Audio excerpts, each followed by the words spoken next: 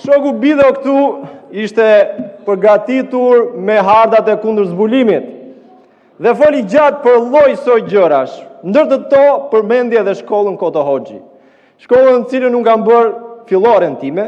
në borën e cilës kam kaluar fëmirin time me shokët e lagjës, aty afër kam edhe shtëpinë, dhe që kam shumë për zemër.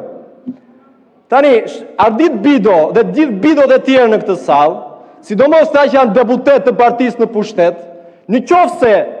konstatojnë, e kanë detyrim kushtetues, në qoftë se konstatojnë një shkelje të një obori shkolle, një ndërtim në një zonë të mbrojtur, duhet të vënë në lëvizje organet kompetente për të ndaluar, për të ndërshkuar shkelësit e tyre. Por këta nuk e bëjnë këtë,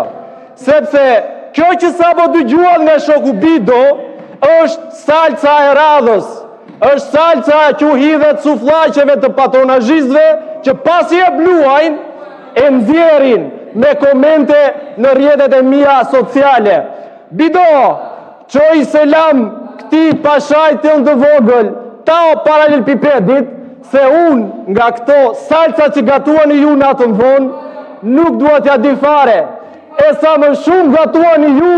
aq më shumë të rinjët të reja në veriten me ju e me gjithë Bidot në këtë sallë, e aq më shumë dalin aty në shesh për të protestuar. Ju jeni mësuar, se jeni shumë, jeni mësuar, jeni kalitur që njëri tjetrit t'i hidhni balt në gjithë to vite.